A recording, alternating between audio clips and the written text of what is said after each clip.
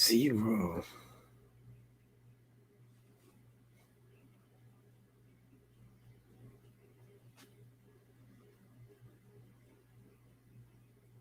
Ah, 10 people. All right, man. Thanks, 10 people, man. Thanks for arriving here on time, man. You guys do that, man, like all the time, like right on time. Well, you will probably notice right away that I have nothing behind me on the green screen here. And I think it's because StreamYard stole that, from me. They said, well, if you didn't pay us, you don't get the green screen for free. So they kind of took that away. So, I don't know, just get used to a green background, I guess. Hello, everyone. Bogey, Deb, Bruce, Susie, Leanne, BS, Little Pookie. Oh, and I'm missing others. Bruce Davis, Alley Cat. Mary was here. And Donna. Thank you all for being here, man. I hope that was like all 15 of you guys, or 17 of you guys, If not, throw your name up there, man. Just quick shout out. Anyway, man, it's Saturday. And I was thinking like, man, crap, man, I'm bored. Really ain't got crap to do. And I thought, just maybe throw together some live show on a Saturday, man. Just kind of quick, kill some time. So that's what I'm here doing, man. Just killing some time. So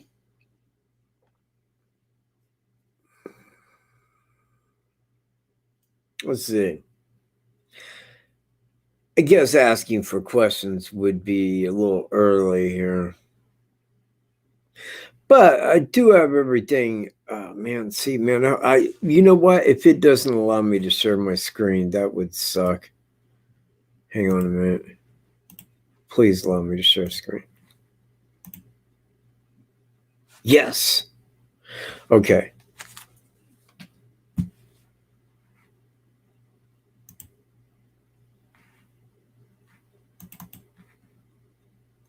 Let's see.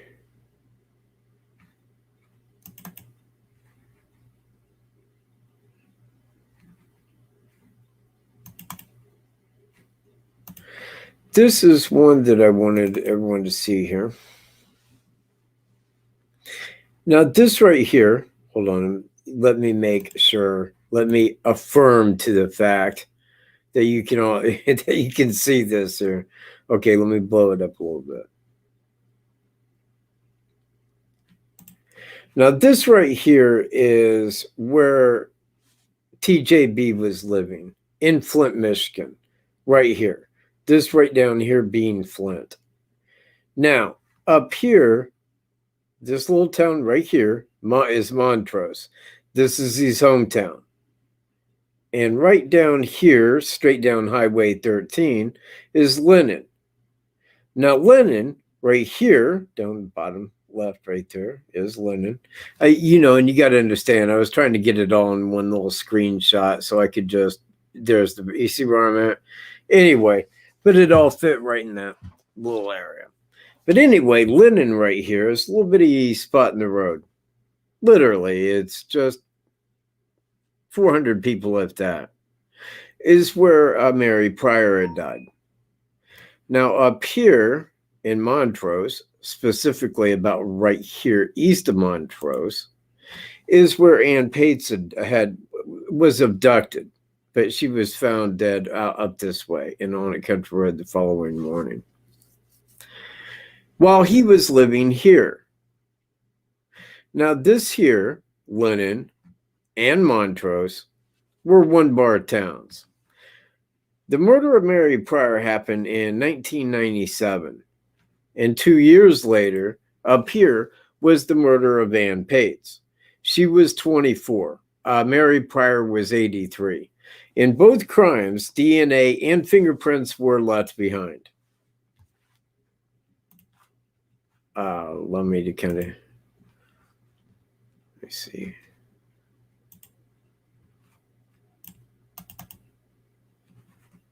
This is Mary Pryor. See, everybody knew Mary Pryor, in that little town. Like, everybody. And this is Ann Pates.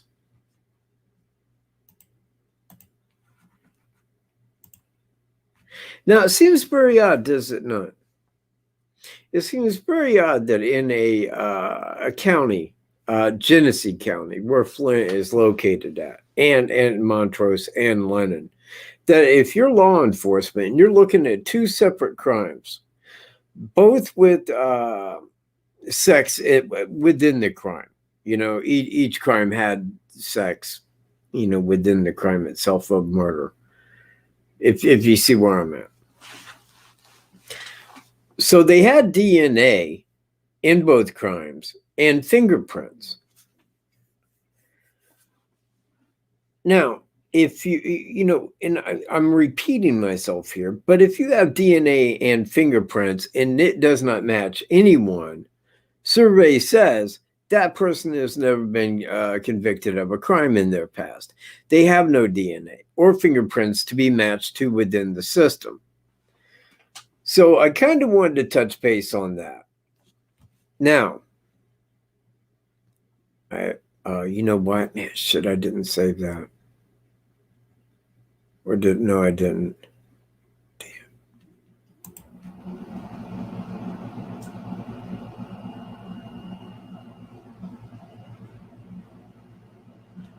You know what? I will check into that on Russell Williams. Is that relatively new?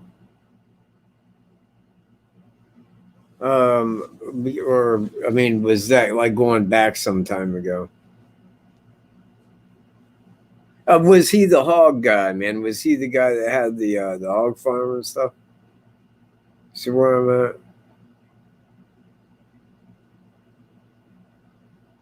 Realizing there's a delay, but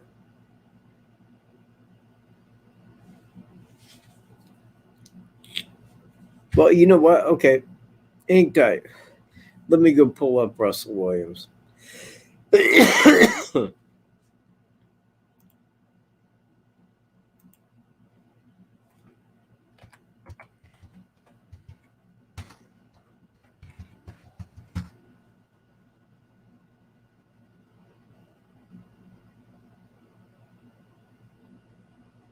Whoa.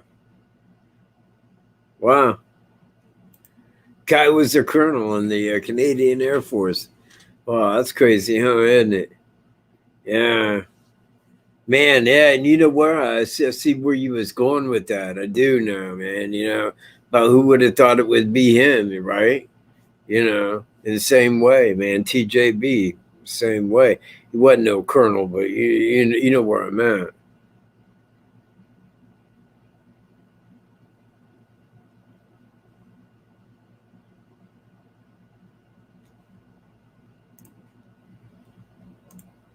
No, they did not. That was stylist, and I gave her my number back then and my email address, right there, man. And she had it, and never heard from her. Well, I take that back.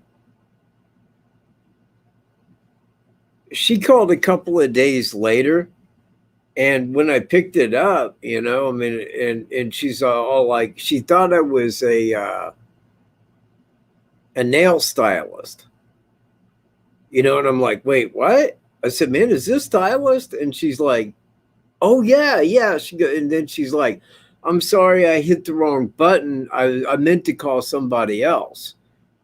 She thought she was calling like a nail salon place.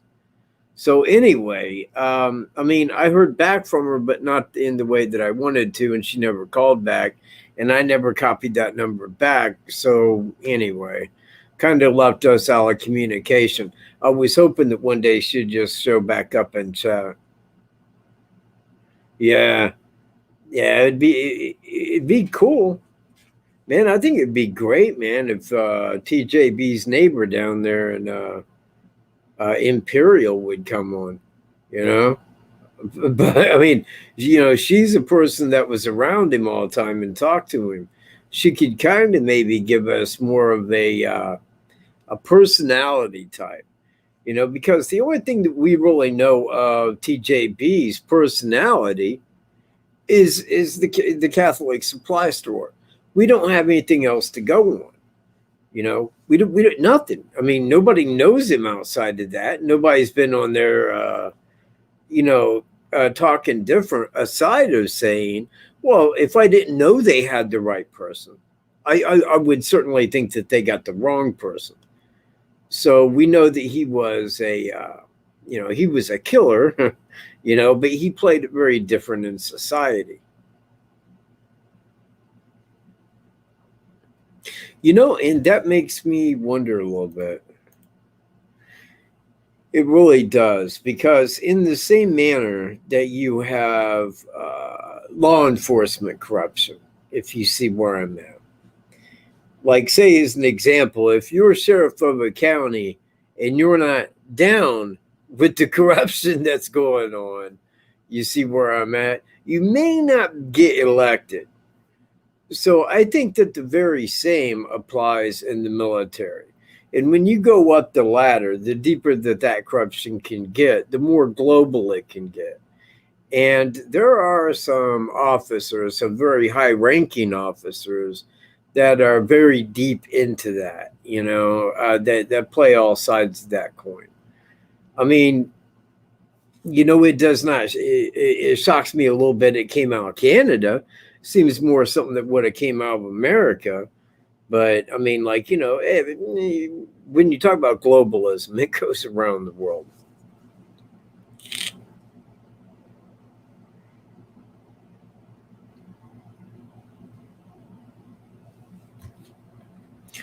You know what? See, and I kind of take a separate side to that. I really do. I think that it was only incorporated into the acts that he was doing, the criminal acts, because it was a way to further humiliate the females. I don't think that the sole purpose about it was him being a sexual sicko, but he would do that as a way to deeper humiliate the female, to make her have to do something so humiliating. So you see where I'm at? And I think that that's where it really played in at the deeper scale. But I mean, I'm not thinking that he went and did any of these things just for the act of committing sex. I think that it was that act was a side channel of what the deeper thing was, which was to humiliate and brutalize the female in the end.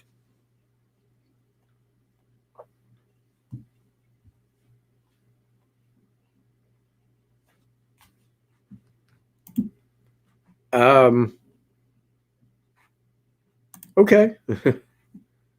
Hang on. Yeah. That's my donation right there in chat. But it's PayPal, and nobody ever, on the PayPal. But hey, if anybody does want to look into crypto, check out the description below. On there, you can join Coinbase, which is probably, to me, probably one of the better exchanges for crypto to buy and sell, so forth. It's a very good exchange. And you can also get $5 immediately, plus make 35 in about 20 minutes. Knock yourself out with crypto on me. Now, you see,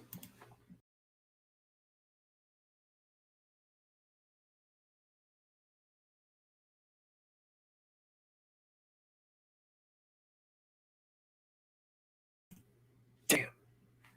Now, you see, here's the thing. I kind of know this, okay? Because Mary Pryor was Catholic. Now, I don't know anything about what, you know what? And I could look deeper into that, because I believe that if I looked at the funeral for Ann Pates, it would likely give a church that might show, but I don't think that everything was taken as the person had to be Catholic. But if he knew they were Catholic up front, if you see where I'm at, and I don't even know what his dislike toward Catholics is. I really don't. I have no idea where that would have came out of.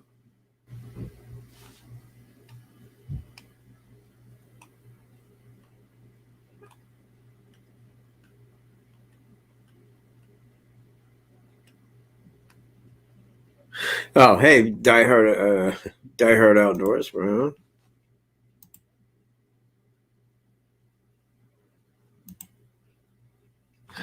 But yeah, I know that they, in the school that he went to, and I forget what the name of the school was. Tinsley, maybe it was Tinsley High School, something like that. But one of their like rival teams that they would play was a Catholic school. But look, man, our biggest rival at the school I went to was North Miami. Now I want you to think about that. Would there be anything in my life that would like make me want to go out and purposely go hurt people that went to North Miami? No. And I can't really put that on it being like a rival high school team. I don't even think, given the age that sadistic serial killer's mentality begins, I think we could rule out having a Catholic girlfriend that dumped him, because that would put it too late in the game. You see where I'm at? It would just put it like, too late afterwards. I mean, for something to really happen, man, I mean, I don't know, man. I've given some great thought to that as to how it applies to Catholicism. And I don't really know how that would play. But I'm sure that in the end, we will all know.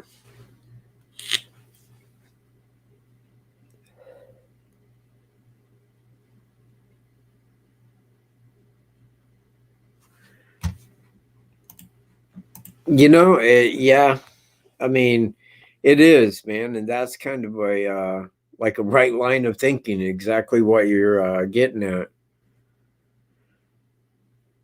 But, but look, I mean, if we go the other route, Ann Pades, I mean, there was no way that he would have knew that if she was Catholic or not.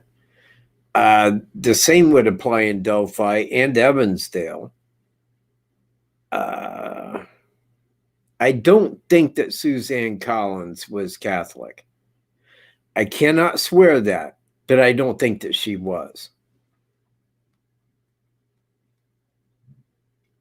Let me think of anything else. But I mean, it does seem to be a motivating factor. And I mean, it is something that would certainly, I would certainly not rule out if he's seen a female and he knew was Catholic, that that's somebody that he would really aim toward.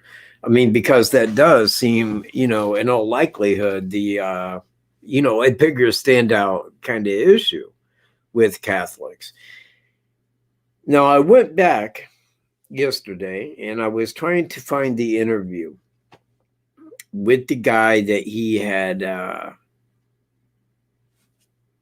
promoted that accident with by ramming on his brakes, and the guy hit him in the butt, because that guy was speaking about that. He said, yeah, I could tell right away because the guy came up and was getting like right in my face, and he was yelling, hold on, let me kind of remove that,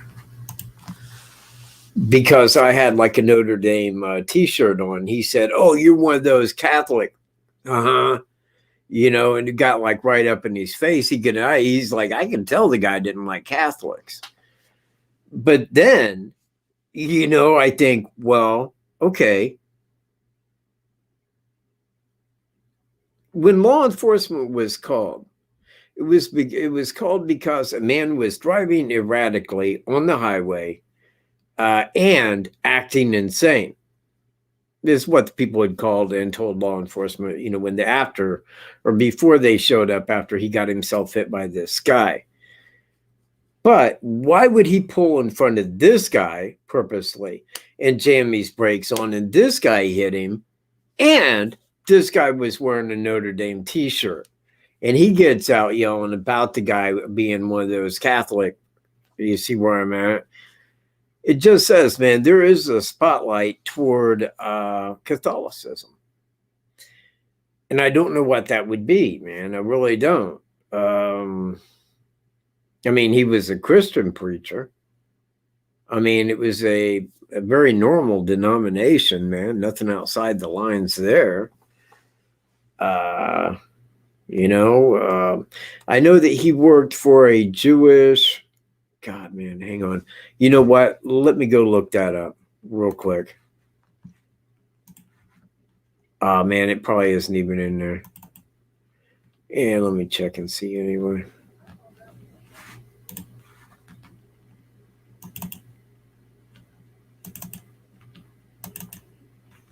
It might be here.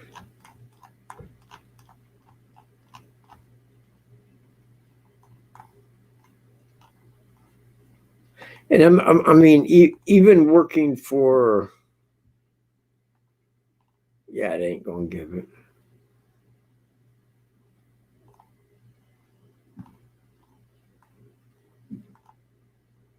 Huh. Oh wait, hold on.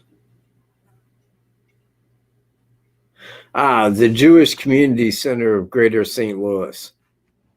Now that right there, working for the greater Jewish community of St. Louis, this says to me that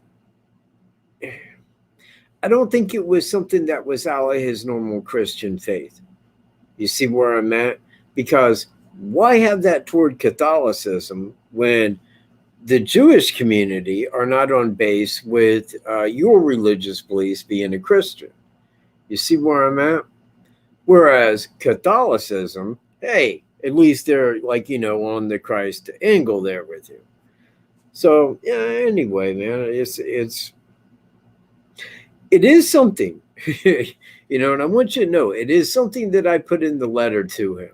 So if there should ever come a day when I get a reply back, I'll let you know immediately.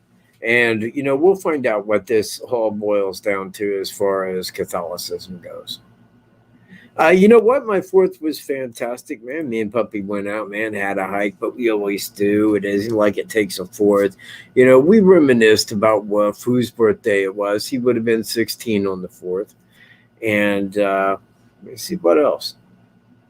We watched the fireworks that Burlington sets off right here every year, annually on the 4th, man, you know, in remembrance of Wolf, you know, for a celebration of his birthday, because they, you know, they remember him as the great dog that he was.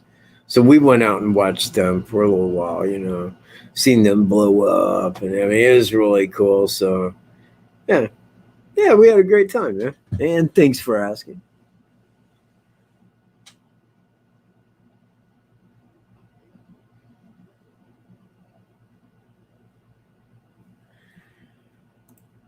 Well, yeah, man. I mean, yeah,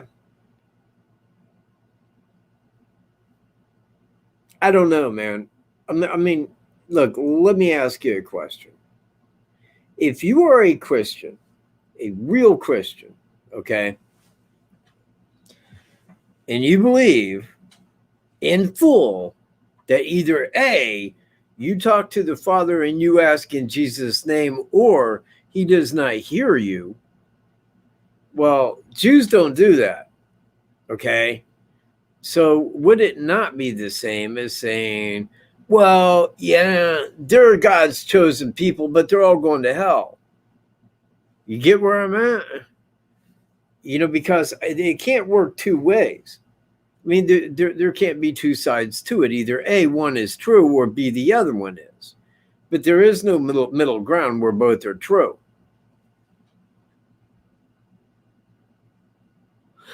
You know what? Yeah, he didn't handle it really well. In fact, he was barking at the door and to me to let me know that somebody was outside banging on stuff. And I had to keep telling him, like, hey, if you don't mind, it's fireworks. It'll stop, man. Calm down.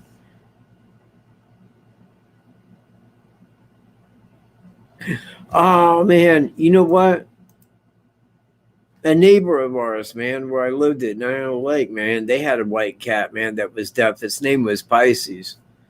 And they had like a little bells, right here on his collar, and they had it on like a lead line outside, that way they could hear, man. I mean, like if the cat was running around, something was after it, they could get it and let it in and put it out, when it wanted to go out.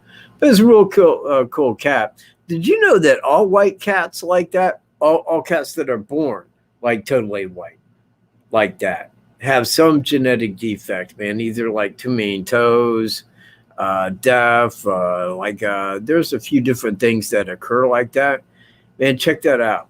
It's just really weird. But in almost every case, if you see a solid white cat, survey says it's probably going to be deaf as hell. And I mean, you know what? I mean, that don't mean anything bad. I mean, it can still write great music. I mean, you can be deaf and write great music, man, just like Beethoven. In fact, if I had a white cat that was deaf, I would name it Beethoven. That's what I'd do.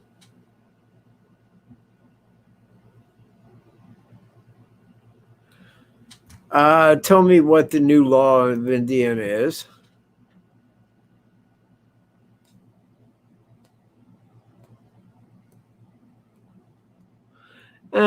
Well, now I'm to your side there. I mean, I'm to your side, man. And I mean, you could pretty much count me to be one of those in a way, man.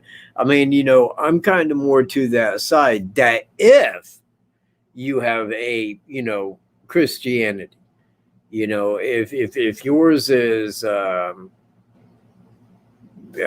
would I phrase it? There's so many denominations. I don't want to leave somebody out for fear, like that. So I don't want to put one into a thing, but we could, well, you see, because that pulls into like Mormons. And I mean, I really don't even want to like put them into the same category. Anyways, like my dad is a Baptist. Okay. And he's kind of to that side. Now, my dad didn't raise me. I want to be clear. I mean, not that there's anything wrong with my dad, but it's just at the point that my dad wasn't he wasn't saved at the time when I met him, And anyway, that's the underline, because when you go to church and you go to a Baptist church or a Pentecostal or, whichever they go to, you read that, well, these things are true. This is what the Bible says. This is what the Bible says to do, and this is what God said to do. And then you see that the Catholics don't really do that, and they really go out of their way to do those things. So I mean, there is kind of a flip side of a coin, as that goes. But again, I mean, it's just like me. I mean, I couldn't, if I was to stand to one side and say, I believe this right here firmly, as a Christian, well, then I would have the same concept toward everyone, everybody, hey, you're Jewish. Look, man, I got some bad news, man. I got real bad news. You might be his chosen people, but you're going to burn in hell, man. That's the real fact. That's the person I would be if, and I know Catholics, man. And I mean, I'm related to Catholics. The other side of my family is all Italian. They're Catholic. But there is that divide. Now, if you was to go to a Catholic church and you was talking to Catholics, a Catholic wouldn't probably know what you were talking about your religion over here, because that's not discussed within their religion here. Whereas if you're a Baptist, a Pentecostal, name your religion, again, man, leave Mormons out of that. They don't really deserve to be in this conversation here. But, you know,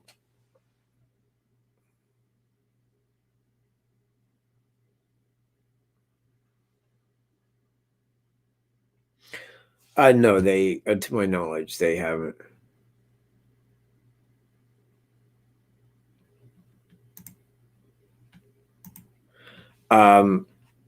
But I, you know, I don't even know, like if he was given a sermon. I don't think that Thomas, I don't think that he was a Jim Jones kind of guy.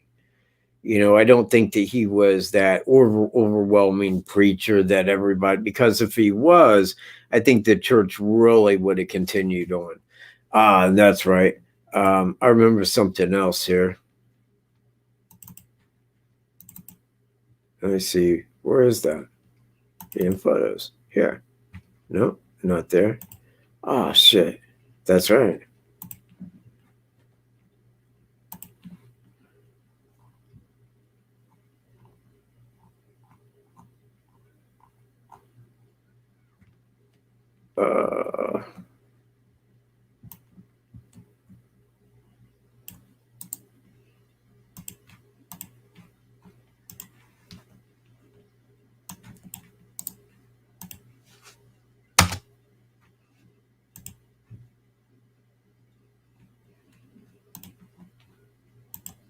Okay. Let me go. Oh, shit, I got to reach the area. This, that. Okay. Rid of that. Pull this up. There we go. All right. No, it's excuse me. It's hold on.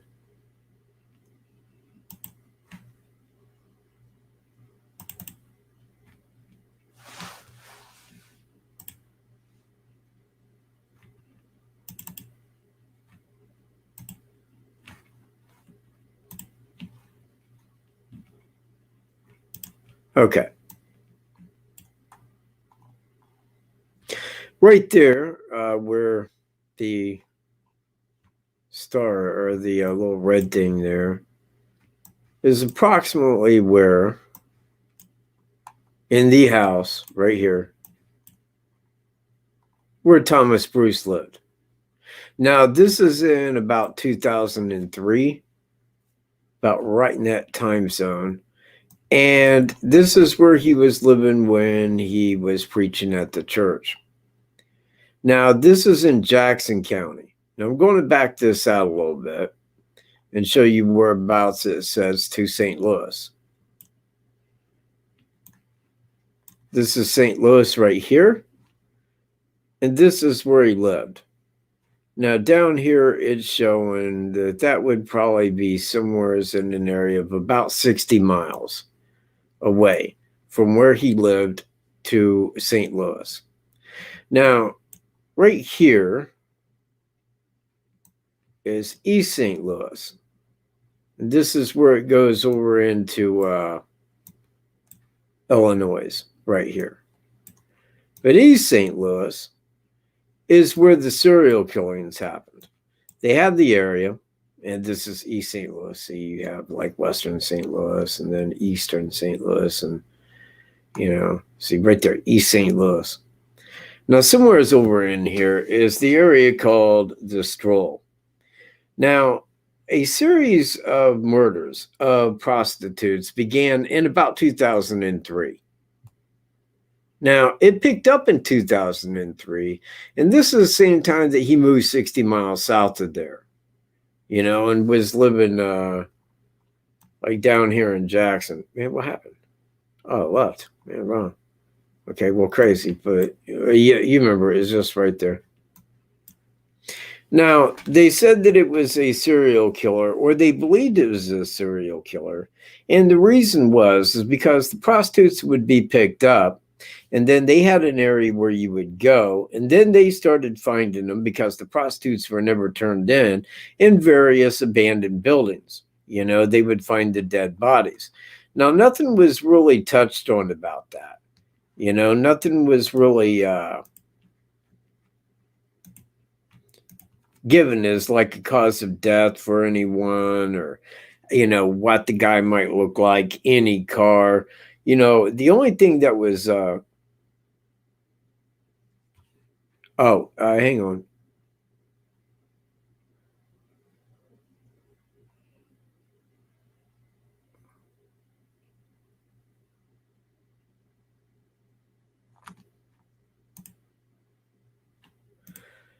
Ooh, yeah. The family can request the Indiana State Police to investigate in cold or unsolved cases. I don't even know why that would be a law. I mean, it's quite clear that the public has no knowledge as to what Indiana State Police knows. So if Indiana State Police knows a lot more than what the public does, and yet they're like, yeah, we don't really know where to investigate from here, it seems like that should be pretty closed until they come across new information that would help guide them to the right suspect. It just, I don't even know what to make of that lollipop. I really don't. I mean, if I was Indiana State Police and somebody came up and said, like, hey, we request you look at this, be like, we have. It's why it's cold. We don't have anything we can go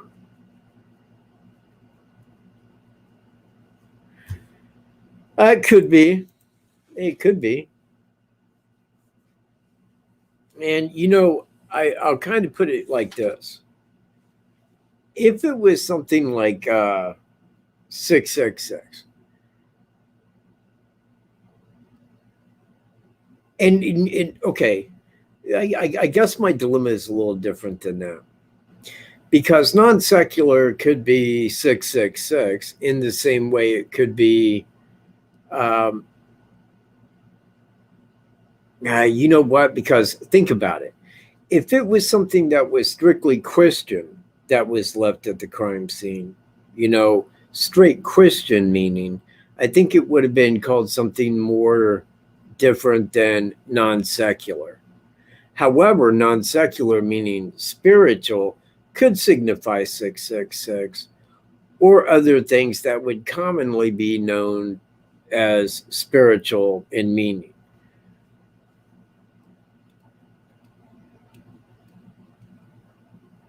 But I guess in here's my dilemma, because he said non-secular in speaking about some of the physical evidence remaining as signatures. Now, he said at looking at the physical signatures, we assumed immediately that we would have this person under arrest within a couple of days. Now, that makes it sound to me that he believed that the physical signatures that was left behind would fit somebody really quick. And I'm thinking like, okay, what kind of a physical signature could you leave behind that would be A, non-secular, and point to somebody pretty quick? And I guess that, yeah, man, you know what? A rosary is non-secular, Van. Thank you very much. Right. Yeah. In anything within that realm would be, but again, I mean, there isn't like this known, like law enforcement's known call to Satanism, and all the people involved in it. They don't really have that, because I'm pretty sure that in the lesser ranks, Satanism isn't a thing around Carroll County, not by the immediate crowd. So, that's what makes me wonder, yes, yeah, right. But even that, man, look, they don't even have like a there, they don't even have that. So Hey, Georgina, man, how you doing?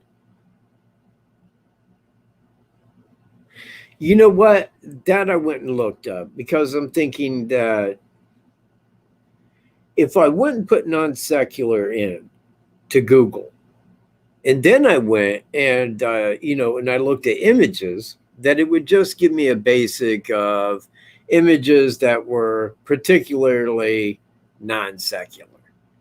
And it didn't really amount to much of anything, though. I mean, I was kind of really looking for more in the way of, you know, spiritual type stuff.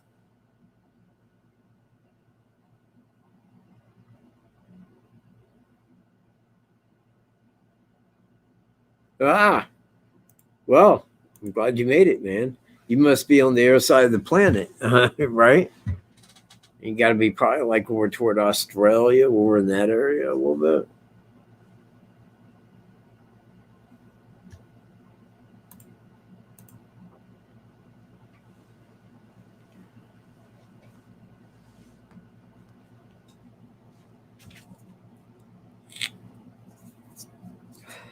This week is the same stuff, man.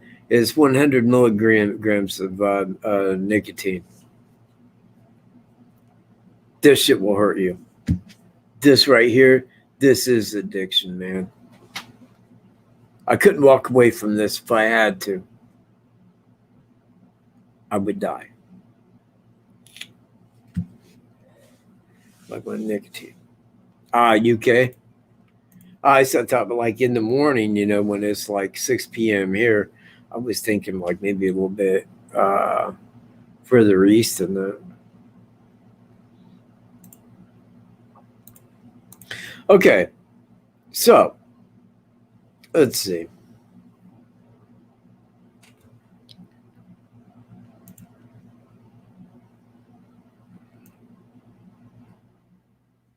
Now, somewhere right over in here,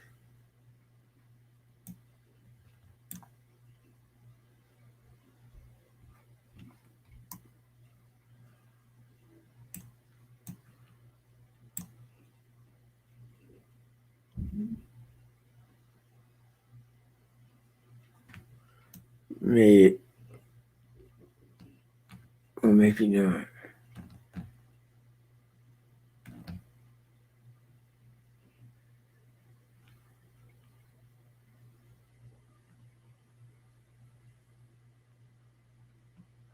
Yeah, man, I'm not even seeing that.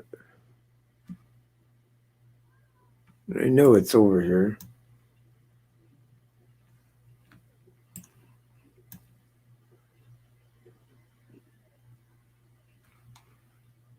That's got to be like way over. You know what? I'll just like so, man.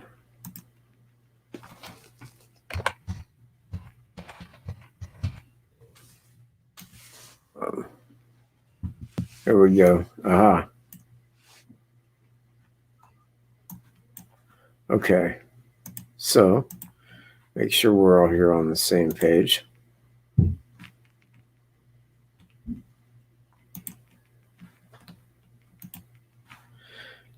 This here is where he was living at, and that is directly south. I mean, if you can't tell. Now, this is where he was living at when he first moved down there in 2003. He moved to Jackson at this address. Now, this right here says 90 miles to Imperial. I was thinking that was a little less than that. But Imperial's where he was living at when he was arrested. That's where he was living at when he, of course, hang on. Man, it'd be kind of cool just to be able to pick that out, wouldn't it? Like, hey, that looks like a trailer park right there.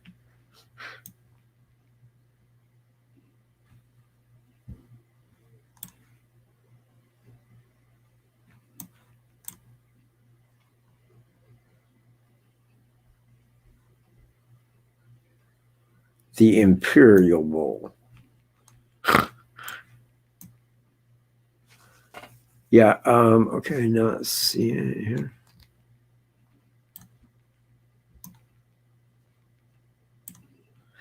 Scat crazy, man. State Farm Insurance. I got to wonder. I mean, being that he worked for State Farm, wonder if that wasn't the office that he worked with for a while. Huh? Think about it.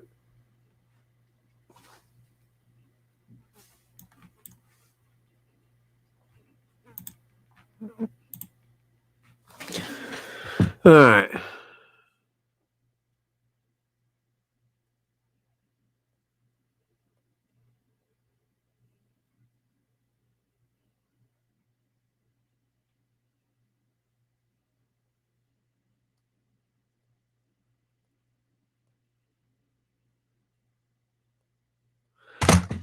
Oh. Yeah, man. I'm on your side. I mean, I am, man. And again, I ain't trying to guess the signatures exactly.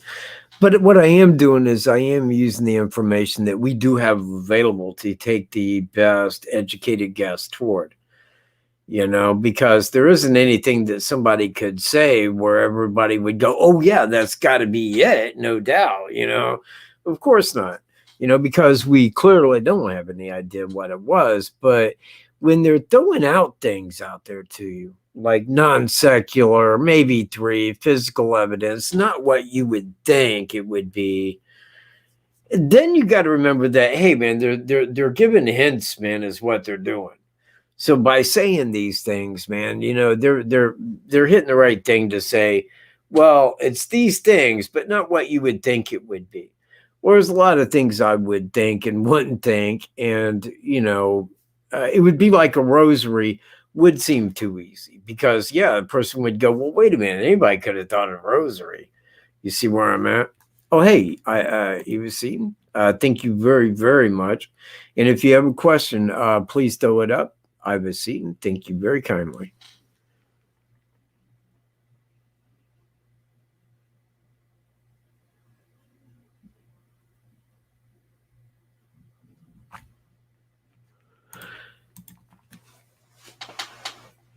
Yeah, because I wonder, and I really do,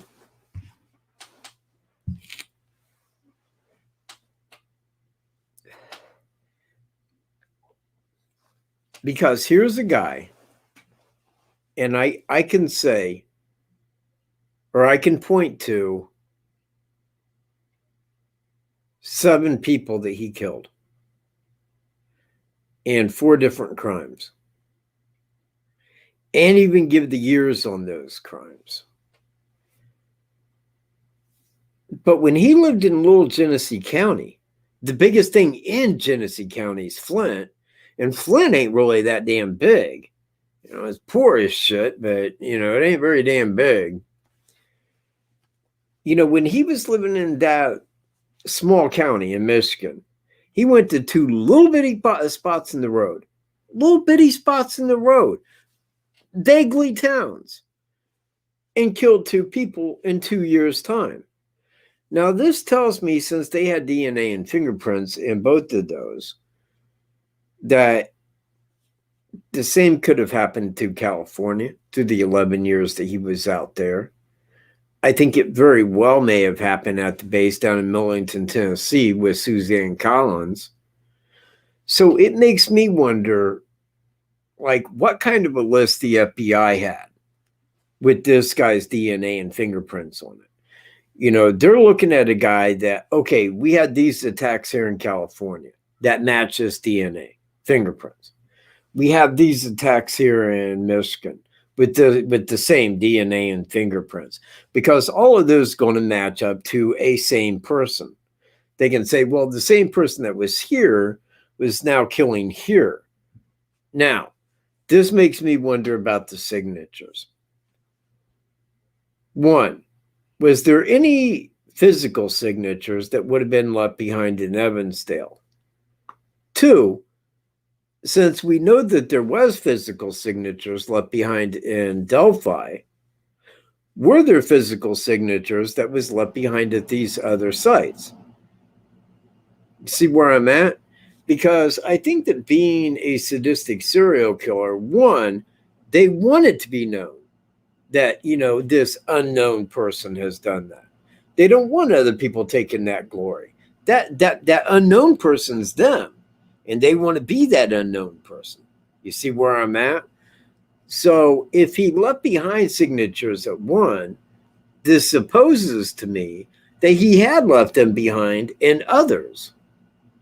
Do you see where I'm at? So it makes me wonder who, what, where, when, which ones. Was it California? Was it up here? Could it have been, any one of? I mean, was there anything that was left behind? Because law enforcement does not, to my knowledge, while that person is still at large and unknown, they don't say he left these certain signatures. Okay? Because that is something that only the suspect would know. So they don't hand them out till after the guy is caught and is brought up in court. Then we see the signatures. Now, I wonder, has he left signatures behind in prior crimes that remain unknown? Because again, if you look up Mary Pryor and Ann Pates, they do not talk about anything. The only reason that I know that Ann Pates was, that her neck was sliced, open, is because law enforcement was looking at a guy as a suspect, is a real serious suspect. And they did a search on his house. Now, while being in this guy's house, and the guy was a felon, understand that, but he had a firearm in his house. Well, he wasn't supposed to have a firearm, but when they found the firearm, he turned that back around on law enforcement, and they said, well, you came into my house requesting to find these objects, and a handgun wasn't one of them. It was the knife he was looking for. And then that right there is what opened up the fact that, yeah, her neck was sliced open. So we don't really know. I know Mary Pryor just from what was stated by law enforcement that she was strangled to death. But both women were sexually assaulted.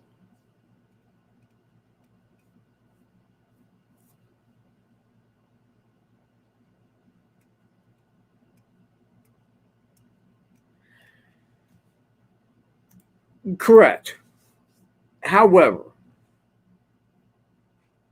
and I'm quoting Robert Ives here. He said, at the crime scene, there was at least 3 physical signatures. Now, if he, like you say, if he just went out and had walked around the perimeter maybe a couple times for unknown reasons, that could be a part of it. But for an unknown reason, a signature perhaps. But again, I don't think that would relate to like at least 3 physical signatures left at the crime scene. Because there could be a lot more in the way of signatures depending on what you're looking at. I mean, there really could. I mean, there's a lot of things. I mean, as an example, and again, I put no credence on the fact that those are real, and the screenshots I'm talking about and who they were from and so on and so on and so forth. But if they were covered by limbs, leaves, one of them, both of them, dressed, partially undressed, however, if you're putting in all aspects of anything that could and would be done as a signature, I don't think that befits signatureship. You see where I'm at? It could be other things that was always done, generally always done, like the method of operation, generally the way it's done. But I don't know if they would stand out as exact signatures. Now, you can take somebody else, and look at something and say, well, this is the way this guy always does that. And these here have all the same aspects, could be the same guy. But again, because there's a lot of breaking down what is a signature exactly and what is like, part of the method of operation that the guy uses. Because I think in some areas, one can befit both. Well, arrows, if you used the bow and arrow, would because that would be the murder weapon. It wouldn't be a signature.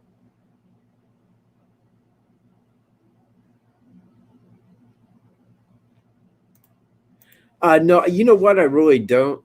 I think that he was caught there on the south side, right after he arrived on the south side.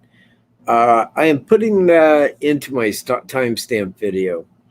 The timestamp video is coming along super, very super, in fact. And I guess here's my delay. I mean, it's been pretty hot. In the daytime, I can't kill the AC because when I kill the AC, it will become 110 in this room within 5 minutes. So I can't really do voiceovers with the AC running. So I got to have the AC off. Now, the next couple of days, I think the high is supposed to be in the upper 70s. So if I get up in the morning, I probably got about 2 hours to go over and then do the background voiceover. Then I can get like part one right there done and then start getting into the rest of it. And I should probably have that complete by next Tuesday. And you do not want to miss the timestamp video. It will have everything about the times in it, exactly in it, where you can see it, where exactly when this is playing out, this is going on.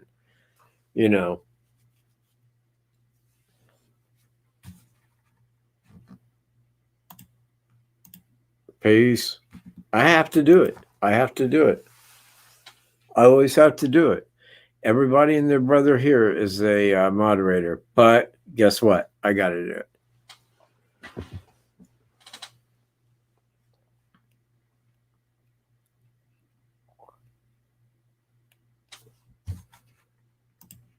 You know what, man? I should make that. That's what it says on the back. See what I'm getting at here, man? See what's going on? There's Irish Angel. Thanks for being here. She lives in Ireland, people. Know that. She ain't kidding around.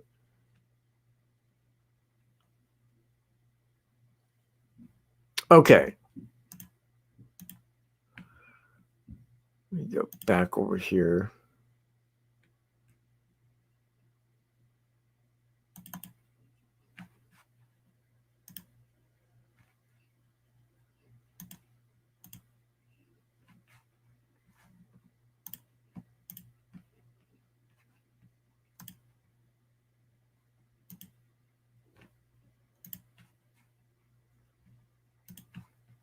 Bruce 1 month before his alleged Catholic supply store rampage. It is exclusive video that Fox Files investigator Chris Hayes obtained after his exclusive interview with the road rage victims. Chris? Manny Vic, Tom Bruce is charged with sexual attacks and murder inside a suburban Catholic store November 19th.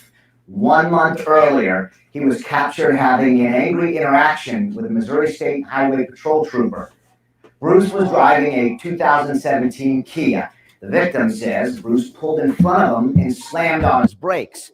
Missouri State Highway Patrol then captured dash cam footage with the man who would soon become a murder suspect.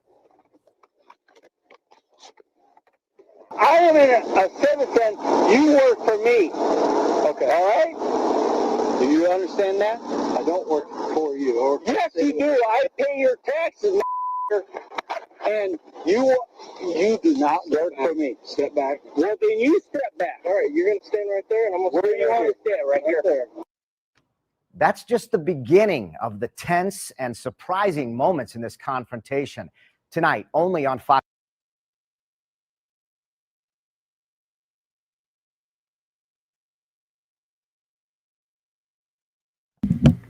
Make sure I turn my mic back on.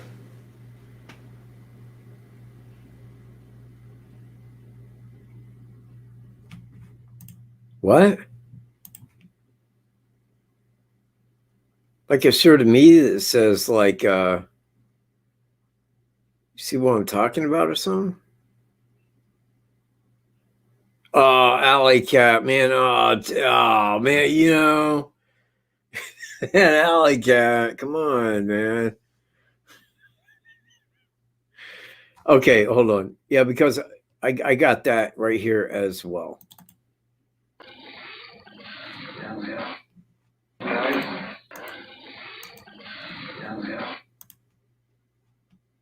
Hold on.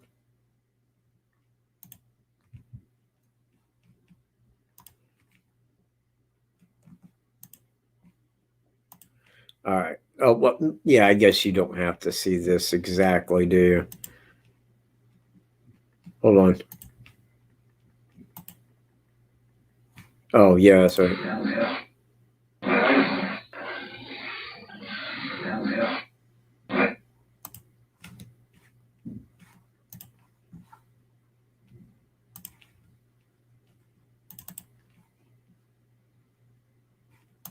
Percent.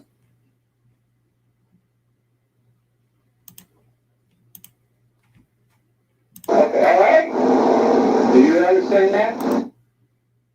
I don't work for you. Or yes, you do. I pay your taxes, and you do not work for me.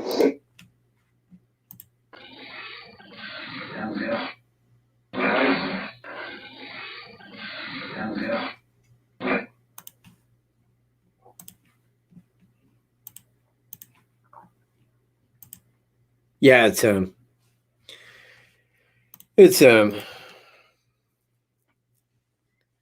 yeah, that's the best I could do there, Alley Cat, man. I'm sorry, but you was here earlier. I'm not to blame. You know, don't blame me. Is Oh, yeah, well, they did come out after the fact and said, well, you only seen one little part of it. I mean, there was a lot more that was going on that, you know, we just weren't aware of.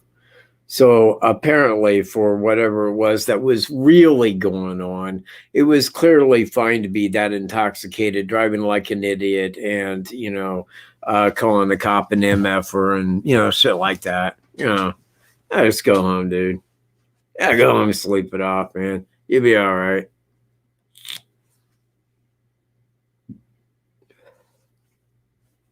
Huh. I hadn't really noticed. You know what? Maybe it's the down the hill part because that was the full of guys down the hill.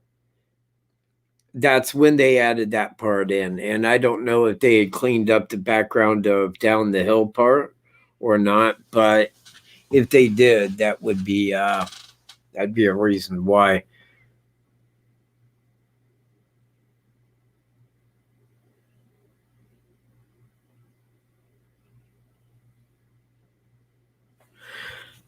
Well,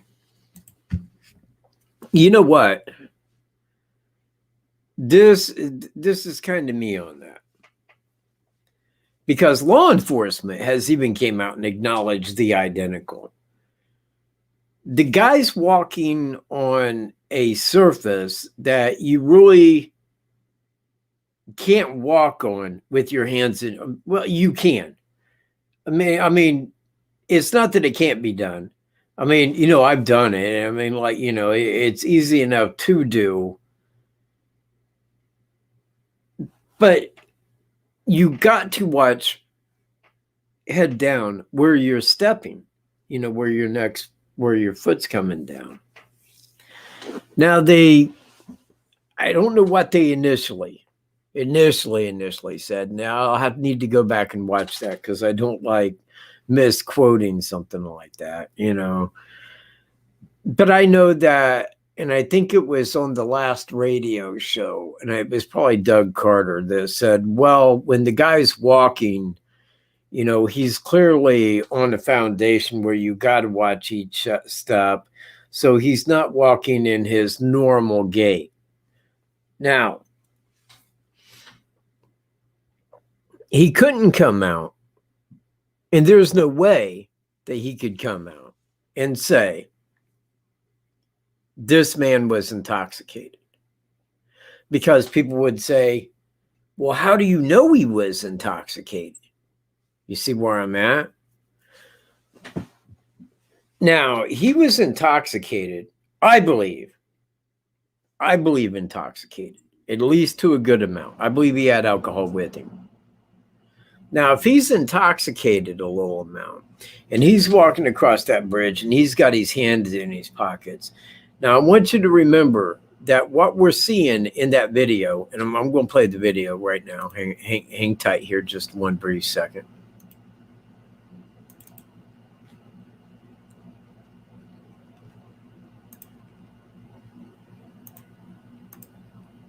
Okay.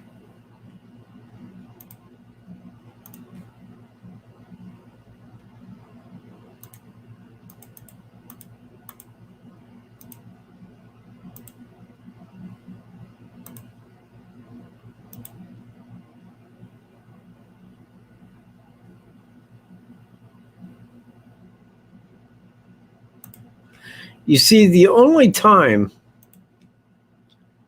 that we see him is through a step and a half. A step and a half. That's it. One full step and a half. Bump, bump, bump, bump, bump, bump.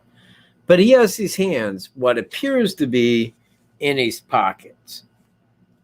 Now, I would say, because it would seem stupid for anybody at any time to just go walking across that bridge with their hands in their pockets, full on, I'm just walking with my hands in my pockets.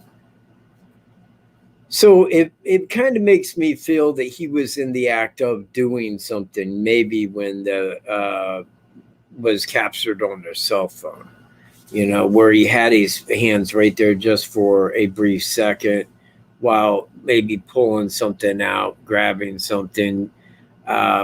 We don't know. I mean, I would not even happen to guess on that.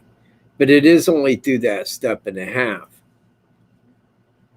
And a lot of people have said the exact same, like he's got a limp or something wrong with his, hip, something like that. And I don't really see that at all. I mean, and again, here, let me go back to it real quick. Because when you watch this, look at his legs. You can clearly see that his legs are skinnier as his pants are very baggy on him. Now, think about this.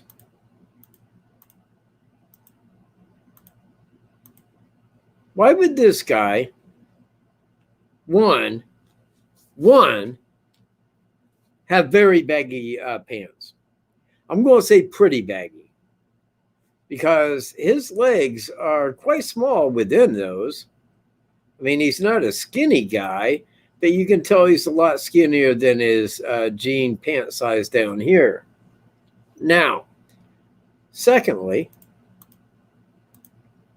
on a day that was 55 degrees, why does he have a hoodie and a jacket and God else knows what's on him here? What is that about? I mean, it was a beautiful day. And there he is in all those clothes that are too big for him. And my belief is that he was overdressed like that so that he could change out of those clothes. You see, and, take the jacket off, this and that, commit the crime, and then put those clothes back on to then recover himself. You see where I'm at? That way he didn't look like he just came from where he came from. Kind of my thought.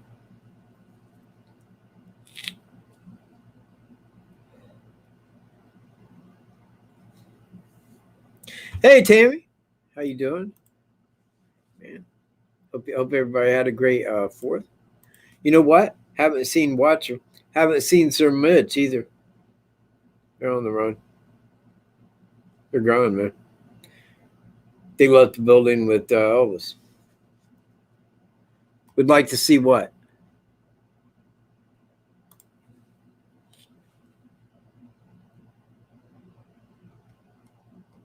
Would like to see what?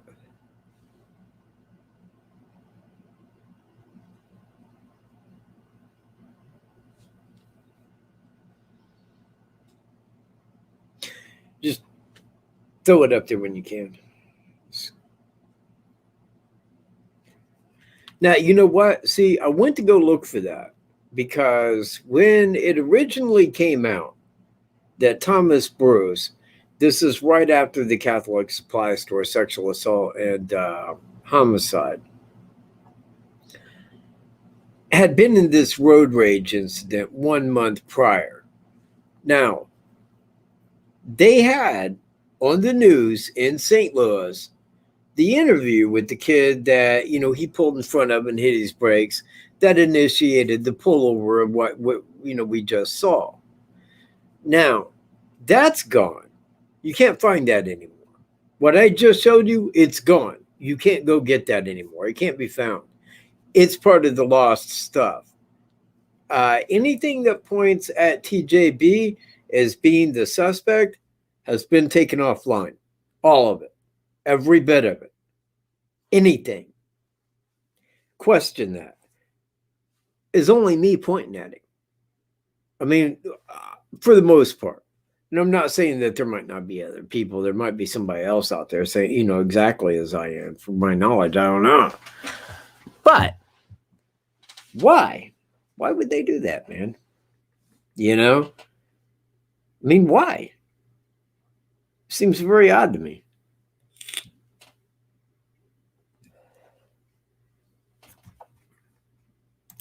Oh, yeah, no. Yeah, no. And we shouldn't be able to watch that trial either. I mean, man, do you if you had any idea what they're going to be talking about, look, that ain't like OJ killing his old lady, man. You know, that wasn't like that stuff, man. That was graphic, man. That was nightmarish. And I mean, I really got a good visual of what transpired there. And it was bad, man, real bad. And believe me, people do not need to hear about that.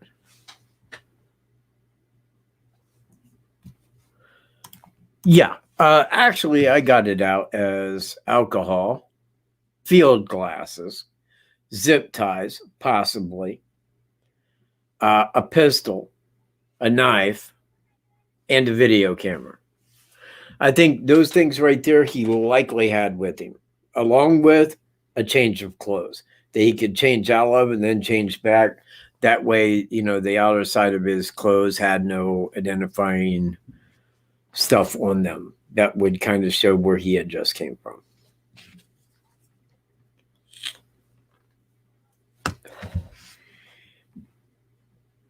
Well, if the people should be able to watch the trial, then the people should be able to say what happens to him. And when they take that off the menu,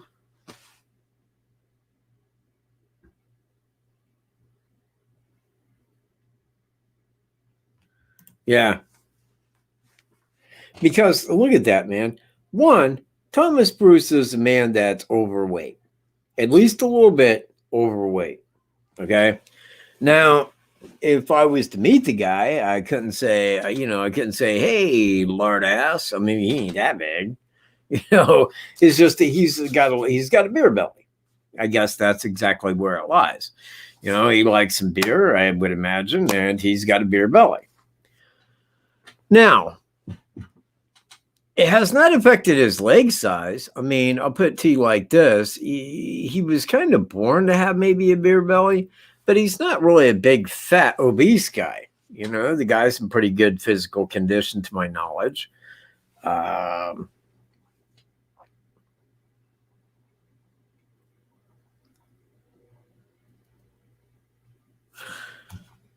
Well, no, that's why they have a jury. And there are things that only the jury should hear. And I'll go this far, man. It's like Delphi, you know. Look, there are things that was done to those girls that no one should ever hear about. We should never know what exactly happened to those girls. That is something that I don't even, it's like my curiosity don't even go there. I know what happened to the degree that they're dead, but that's that, man. They're little girls, and the world does not need to know what happened to those girls like that. We know that they were murdered, and once we know who did it, we can demand justice be done, but we don't need to know all that. And it's like those women down there. I can tell you right now that the 2 surviving women do not want it on record as to what happened to them. They do not want it out there in the world as to what was done to them. So, anyways, yeah. You know what, man? That is such an old term, man. It is. Hey, Laura. You know what? That was in Up in Smoke, man. What did he call himself? Hard Hat or something like that. He goes, "What was that, hard ass? Hard Hat. Operation Hard Hat." They had the good days, man. Late 70s. Good times. Yeah, and that's the thing. Now, look, with O.J. Simpson, it was quite a bit different because, yeah, his old lady and the other guy had been knifed, but they're just trying to put O.J. at the scene. That was the main of it. They're making everything to say he was there at the scene and did it. And then that took like even about a year. But it wasn't what he did to them. There wasn't one of them alive talking about what he did. And even if it was that, and he said, yeah, and then he cut, it would still be different because in these cases, man, we're talking about some demonic shit. We're talking about things that just aren't brought up, things that the general public do not need to know about. In fact, I will go as far as to say if we need to know about him, then we should have a direct say in what happens to that man after the fact. Period. Because, I mean, you can't have a little bit of a right. You either have the full right or you ain't got dick.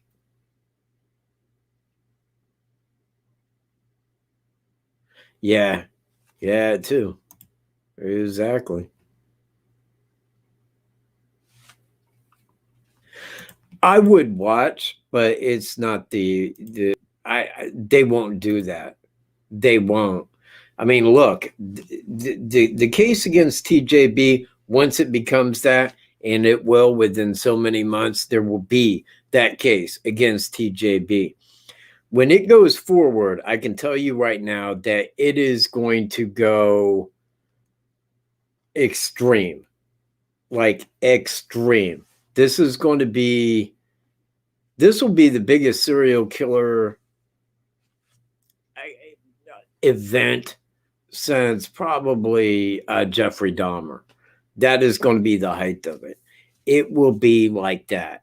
You're talking about a man who right now is 55. He probably began when he was in his very early 20s, if not late teens.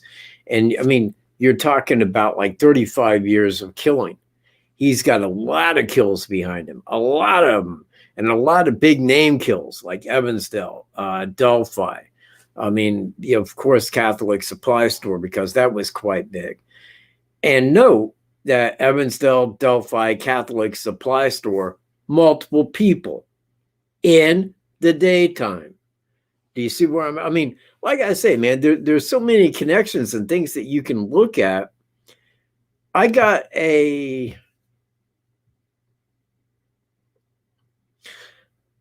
circumstantial case that is so big that if I took it to an attorney who was going to prosecute, he would say, yeah, we need to look into this guy heavily because all the information fits. It just fits.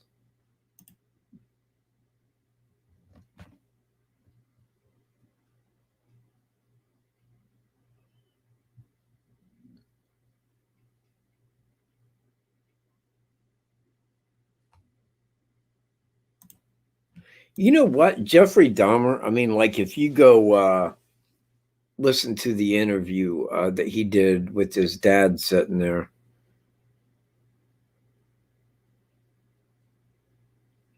He comes off normal. He really does. He comes off like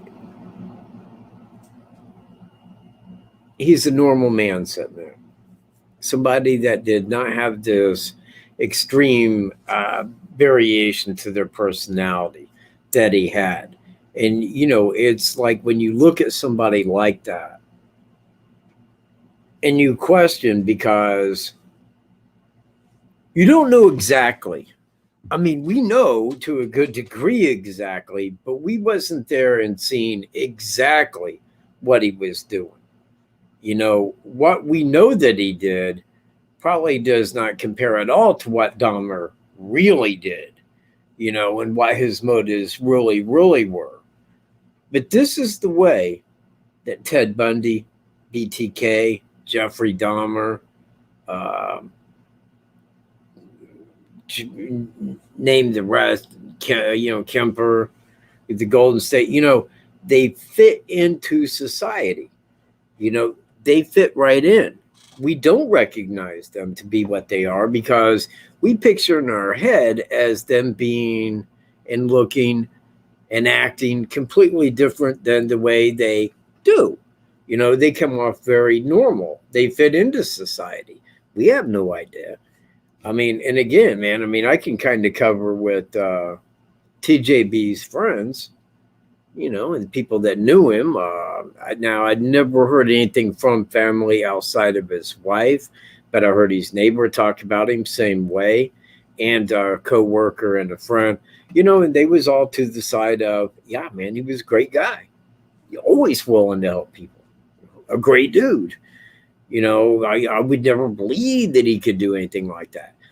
That's how well they fit into society. You know, they fit in like that.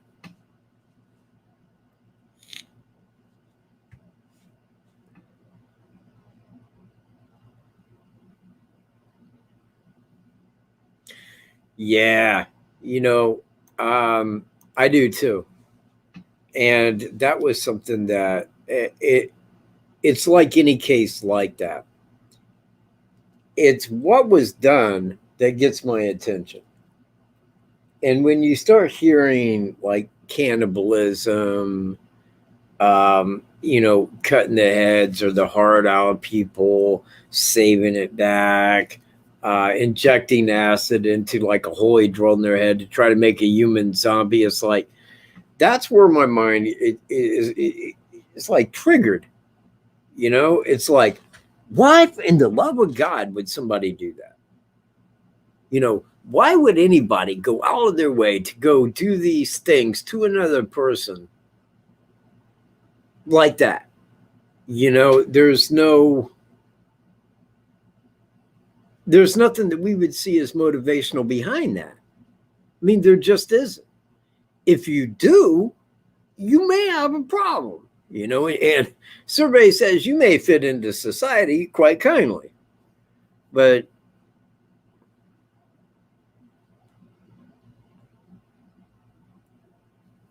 yeah. Well, man, hey, when I reached his neighbor down there, and again, she was on the news, right there was her name. I thought, you know what? I know where she lives and I know her name. Probably not that hard to find. Found her online, man. Probably took me less than 10 minutes. So I sent her a message. I said, okay, this is the same blah, blah, blah, blah, blah that was neighbor to Thomas Jerome Bruce, right? You same person. And I think her replied back to me, and it was kind of like very uncool. She goes, yeah, maybe. Why? Do you think I stalk my neighbors and watch them? Which I took a little offense to, you know.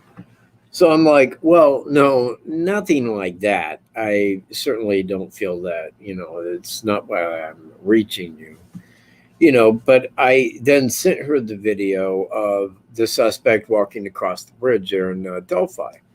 And I said, I just wanted to know, does this look anything to you like him walking? Her reply back to me was, I'll tell you exactly what I told the FBI. I can't tell whether that's him or not.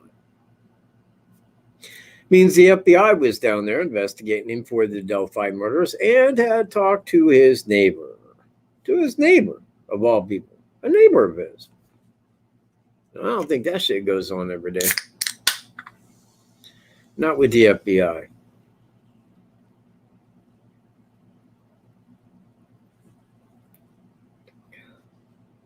He flew the Queen. Yeah, I don't know if that says anything for him or...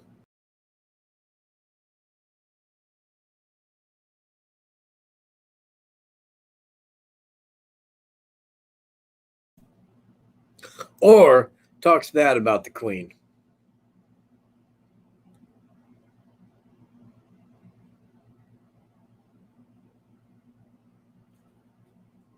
There was no orange pickup parked at the cemetery. Anybody that says that there was, don't know what they're talking about. In fact, they're probably trying to give a new piece to an old puzzle that does not exist at all. Why do I know that? Because if there was a orange pickup that was parked at the cemetery, everybody in Delphi would know about it. It wouldn't just be a person that heard it from a law enforcement hookup friend, or, likewise. It's just me throwing it out there. Believe me, I've heard the best. In fact, one day I wish to make a video, man, just talking about the best. Because, man, some of the best have wrote me. Some of the best, man.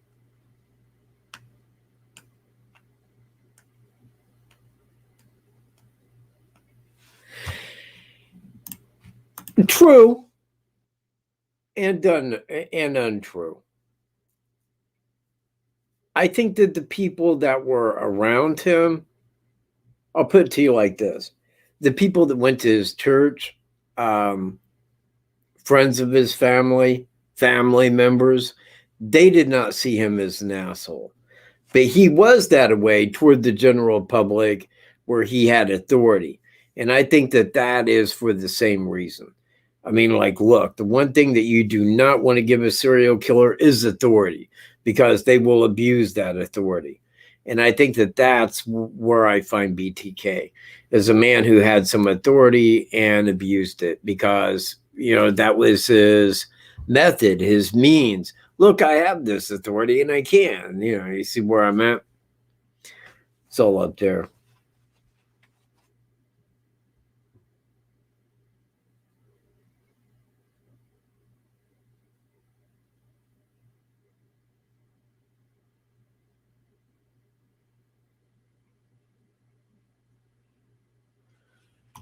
Well, I don't think he ever flew. I mean, he was in avionics, but I don't think he was a military pilot. No, he went to avionics school, but I don't think he ever flew a jet.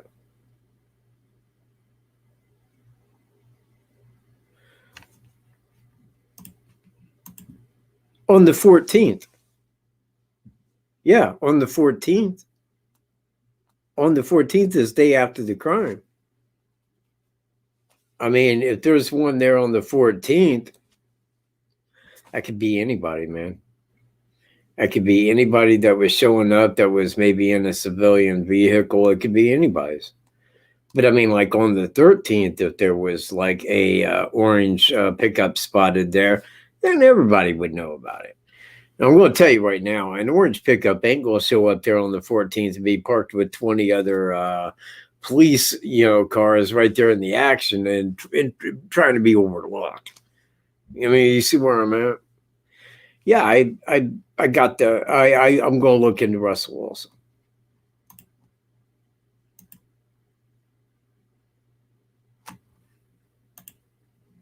Right there.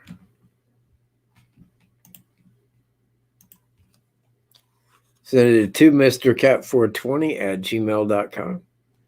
And I'll get it.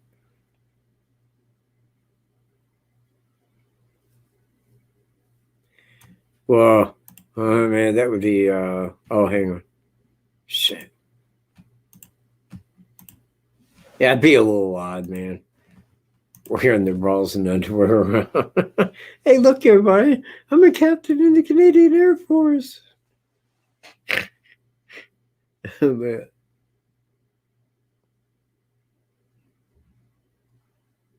Wonder if he felt quite queenly, you know. Oh, yeah, really. Hey, you know what, man? Mark Redwine ate crap out of a diaper. It's nasty, man. Or did he crap in a diaper and then eat it? Whatever, man. Whichever way it went, it still amounts to the same nasty shit all the way around.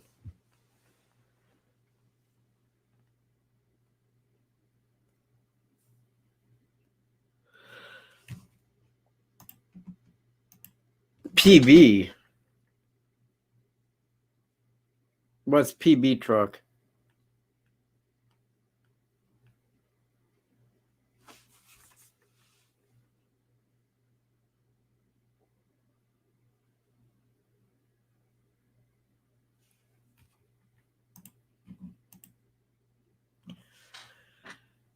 If DNA does show down the road, like way down the road, like, you know, when he goes to court, you know, down there, we will know whether it matches or not when charges are filed. When charges are filed, this much, Insomniac, I can guarantee you, not only does the DNA match, but so does the fingerprints, the face, and everything else. Now, when it does match, no, I don't have a next suspect. I don't have another person in mind. Only one person did it. And I'm telling you who in the fuck it is. Pat Brown. Oh, man, I don't care about Pat Brown's truck. Big deal. Man, you guys know these names better than I do.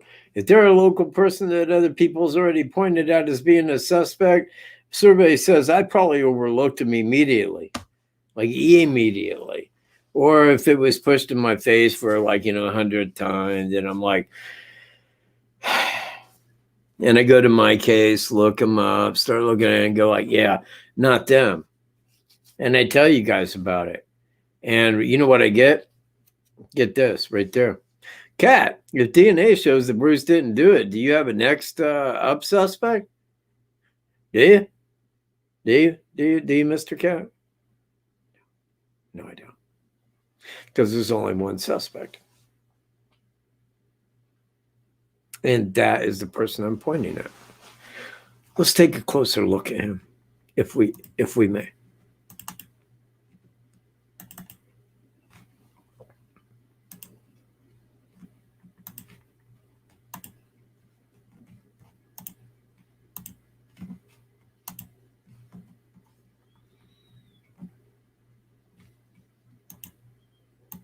Oh, shit, man. Gotta share again. See, hey, man, right, but at least I'm doing it this time. There he is. There's TJB. That's his mugshot. Now, you'll notice right here, and, you know, let me blow this up a little bit for you. That way you guys can, like, really see it. No, it looks like the sketch, doesn't it? Look at that right there. And that right there. Some cop really let him have it, man. Wow. Wham, you know. You could really see where they hit him. Now, look at those eyebrows right there. Look at them. Hang on. Let me blow them up a little bit. You know, that way you guys can, like, really get a look at them. Yeah, if you're looking at that right there, what color would you say his hair color is?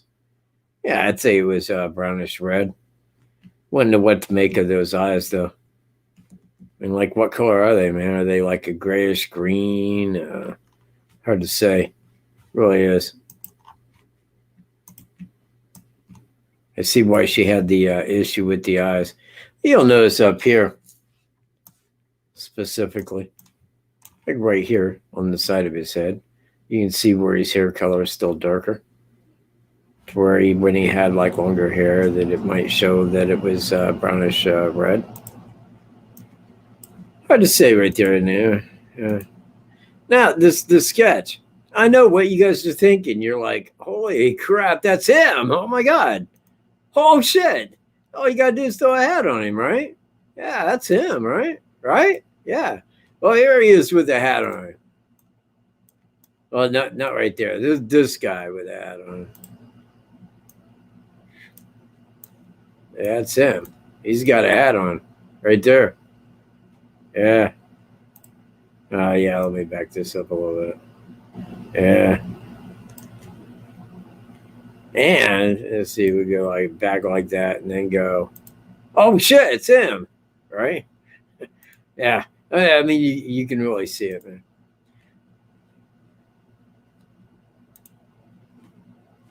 This is just him with the hat. Just all by itself. Oh no. It's Thomas Bruce. And he's coming. Yeah, he'll be coming to court. Believe me, not long is going to pass after he's tried down there. I guess, from the thing of it, if it starts on the 1st and a 6-day jury trial, by the 7th, he'll be convicted if it really works like that. And I don't know. But let's say it does. Then he's convicted on the 7th of November, 2021. Well, November, December, January, February. That's 3 months. Of all states where he's had committed murder, that all get together, they go down there, talk to him about these cases. They've had 3 years to put them together, 3 years to get these cases together, have somebody ready to go talk to him, to go down, get their information, get a confession, whatever it is they're going to do, and then hit him charges from every state on all of these crimes. Ladies and gentlemen, it is going to be huge. It is going to be very, very, very big. So big. I'm glad that at least I brought it to you.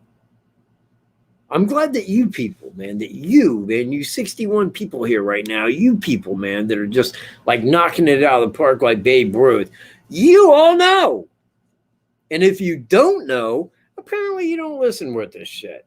Apparently you don't know how to fact check, and apparently you haven't done a damn thing other than listen to me and go, well, that sounds believable, but I don't know, man.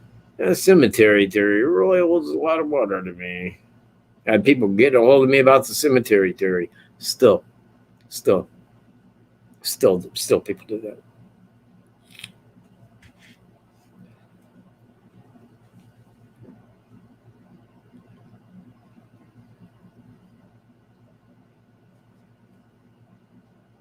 Oh, did you? Okay, well, hang on a second. Let me go find that.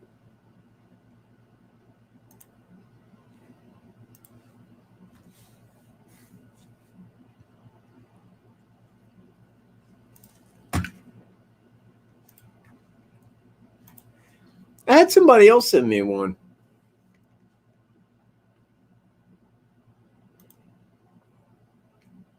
Oh, okay. That's kind of cool.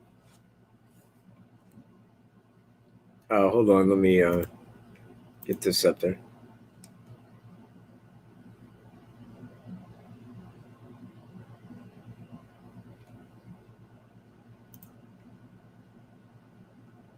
See, blow it up. See, it's like you're looking at the sketch, isn't it, man? Yeah, it really is. Be like, yeah, I'll never forget that guy, man. I don't know what color eyes he had, man, but yeah, no doubt in my mind, man, he had some reddish brown hair. Yeah. He was there, man. It wasn't for cool stuff either,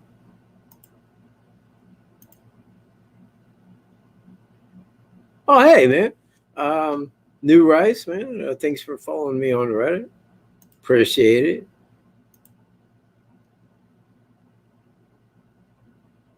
And thank you, Lil Pookie.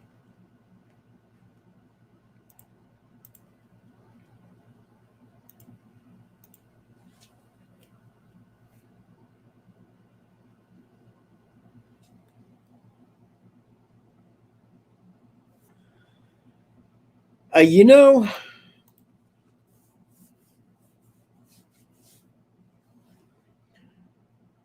I can say in a little county, and at least in a smaller county, in small towns, like little small towns. But again, I mean, it's just like Delphi. Yeah, Delphi is a small county, and yeah, it happened on county ground, meaning that them in the state of Indiana handled that case. Because in a murder case, that's how it flies. But it's like me saying that Montrose police are not handling the death of Ann Pates. You see where I'm at? You know, they're probably like, you know, they may have a squad car, period. You know, it would be more the county of Genesee, state of Michigan would be handling that case. Now, I know in 2 years' time, in two little bitty towns, little inky dinky towns, he committed two murders. Now, that tells me that, yeah, this is a man that awaits opportunity and then hops on. But when he's in that mood to go commit that, then he puts himself in a place of finding opportunity, such as a small trail that's hiked but not heavily. Somebody passes by, you can snatch him, take him elsewhere without fear of somebody else being right behind him. You see where I'm at? He puts himself in a place to find opportunity. So I think in that way, because these people tend to go out and commit these crimes when life has brought their power down. You know, this is why the FBI put in the Evansdale profile that through July of 2012, this man may have been experiencing financial problems. He may have recently lost a job. He may have some spousal issues, or he may have been having some mental issues in July of 2012. Well, look, this is me. Anybody that's going to go abduct two kids and kill them, I don't think that they were just having a temporary little mental issue. That mental issue was already there. You see where I'm at? But it tells me that when a person runs into times of financial issues, statistically, if they have a mindset to go do things like this already in a sadistic manner, then that is statistically, and the FBI knows that, a time when they go commit these crimes, when these issues arise in their life, because it lowers their sense and feeling of power within their life. So to get that feeling back, they go commit a crime like this that for some reason makes them feel powerful again. Now, a person normally, if you look at serial killers that went out and killed women like this, when I say like this, I ain't talking about, but it could be any. It's like Ted Bundy had a type. Gary Ridgway had a type. You know, they all kind of tend to follow like a certain type that they look for. In the case of TJB, it's solely a female, period, a female. Now, if he's out there in the world after he had joined the Navy, and again, I can point to Suzanne Collins at Millington Base down in Tennessee as a possible first, because that was in 1985, and he was at that base when it happened. In knowing that now, I would put him as primary suspect number one, period. Number one suspect right there. But if that started in 1985, well, we know that didn't go clear all the way up to 1997 with the murder of Mary Pryor in Lennon, Michigan. So I would say that probably California, in and around San Diego County, is going to be filled with them. There's probably more in Michigan than Ann Pates and Mary Pryor, because those were quite local to him. But there could be others in Michigan because he was there longer than 2 years. So there's probably more in Michigan. There could be some in Canada, you know, to where he had traveled, because he would have turned 16 in 1982. So from there onward, you could probably start looking. because sadistic serial killers, it starts in their very early years. Like some serial killers, some people that go that direction on the sex angle, it begins around puberty. For a sadistic serial killer, it's the sadism that's involved. And that begins at a much earlier age, like very early childhood, and normally by a domineering parent. Normally. Not always, but normally. So I think that if we started that in 85, even if we said 1985 was his first one, well, if he went from 1985 clear up to 1997, that's 12 years. Well, I can tell you, killing two that quick, right there in little bitty towns, the guy was a killer. I mean, the guy would have killed as many as that he could have got his hands on through that time. So I'm going to say those 11 years in California probably hold plenty in California, right there around San Diego, in San Diego County, maybe surrounding counties, but I don't see why you would have to leave San Diego County. Also, like I say, Michigan, Canada, Indiana, Illinois, probably more in Missouri. And that could go into Illinois right there with the East St. Louis serial killer.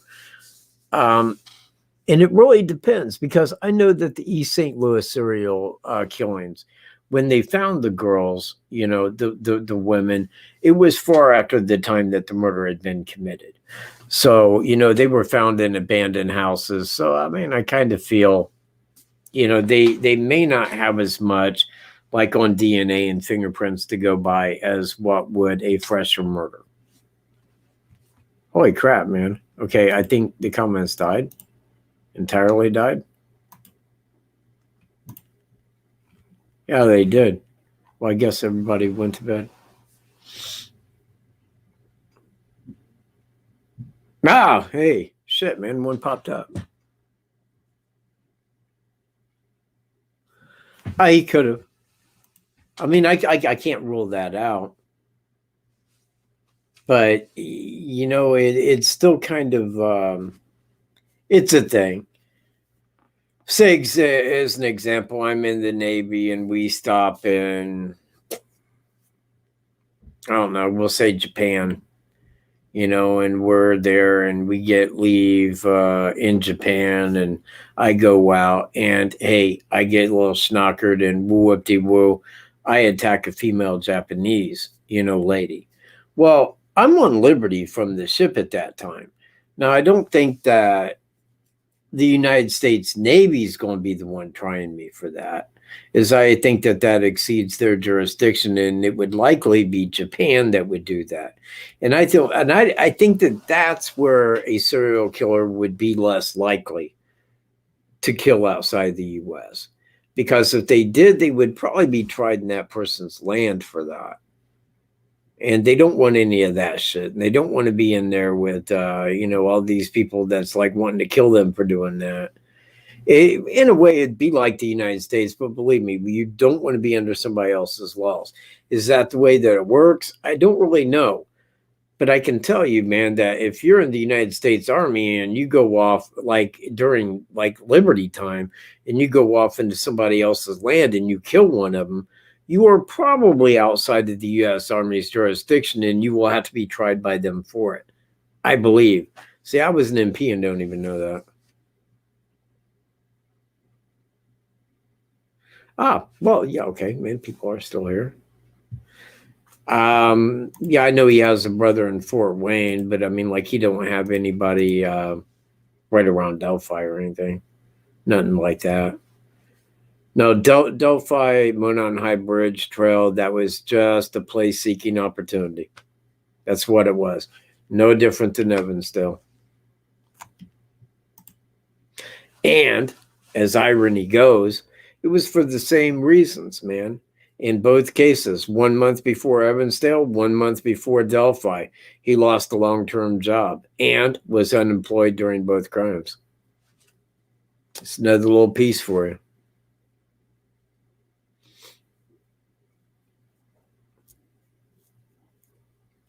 See, man, and the lady that was on here, like the last show, man, that like sent me like the Bitcoin hadn't been on.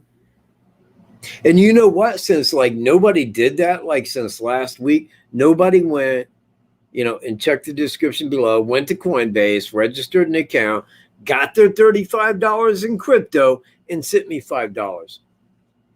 All of us down there, man. I'll talk to over 2,000 people. And you know what? Not only one in 2,000 actually went and did it. Only one in 2,000 people actually went there, got their $35 in free crypto, and said, yeah, I'm going to send Michael Cat $5 of this. One person in 2,000. Yeah, that's right, man. Yeah.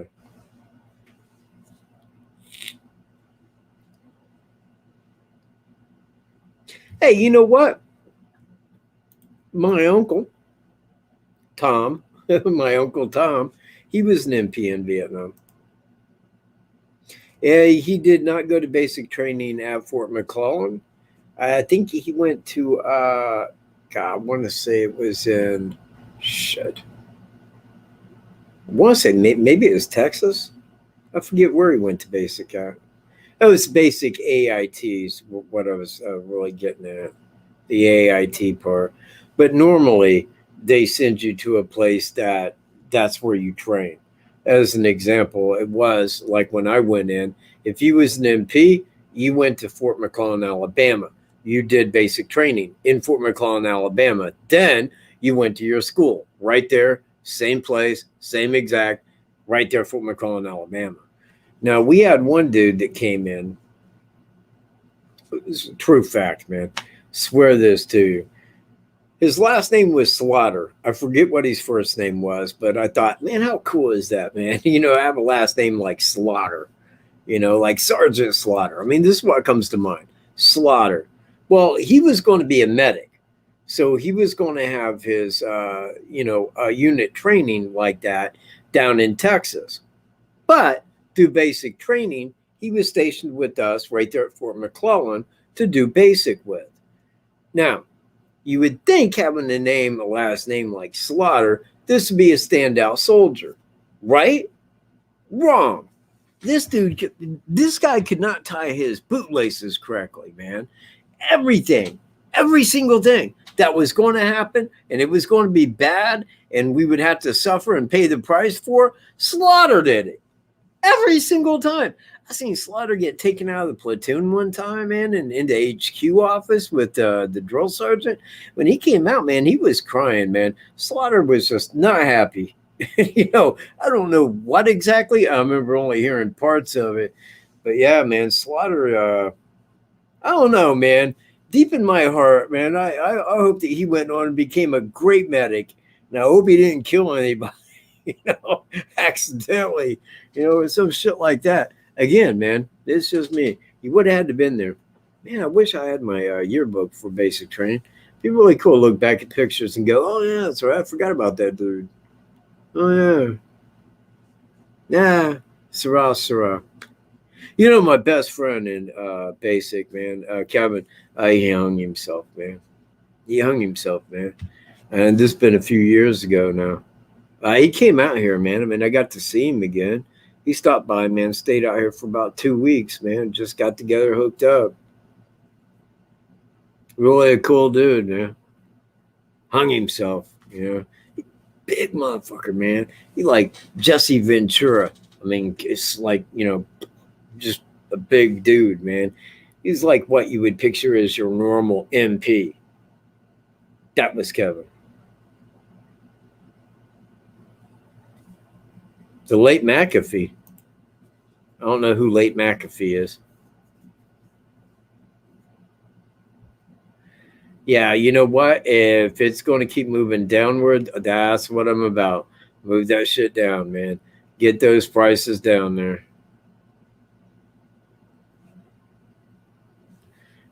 You never heard that. Now, I know you've been at my channel for a long time, ANC, for a long, long time. In fact, I remember seeing ANC at my channel for a very, very, very long time.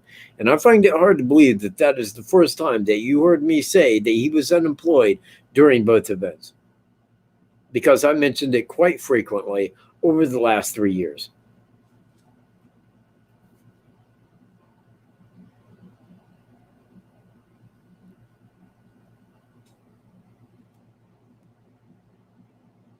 McAfee who? Would somebody explain McAfee to me? You talking about like Pat McAfee? Because like I don't trust Pat McAfee's word on shit. What? They are not. I cannot think of a single serial killer that was once a military policeman. John McAfee. When the fuck's John McAfee?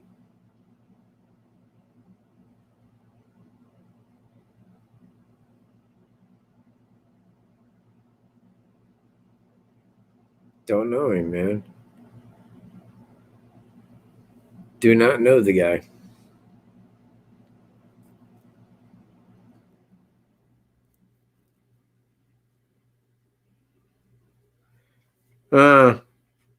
Well, you know what, man? That's what people do. I mean, they say stupid shit and then they go out to Mexico and die. Get killed. Let me tell you something, man. If you're famous, there are two places you don't want to go. One of them is in an airplane. Favorite way to kill, like, you know, celebrities is with airplanes. Two, never do drugs. Because, man, drugs, that's the second favorite way to kill, like, you know, a famous person. Third, send them to Mexico, often by people, say it was gang related. Ta-da. There's three best ways to kill people right there. Oh, and thirdly, you could put him in a New York jail and have the, you know, guards go to bed and shit. Now lay down, take a nap, man. We'll give you like 2 weeks unsupervised probation. Don't worry about it.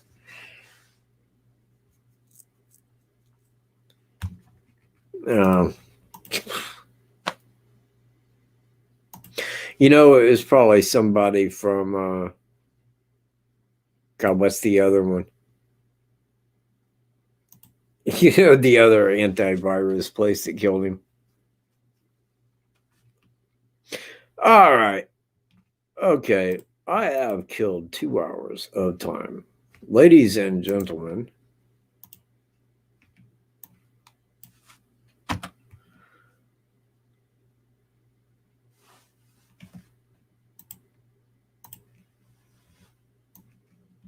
well, I'm going to say this.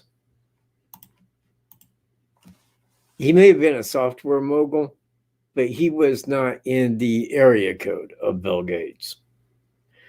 McAfee, antivirus, nothing like Windows, you know, Microsoft. Those are huge, way big different, you know. I mean, the guy had a lot of money. I mean, I ain't saying that, but he wasn't on par with Bill Gates.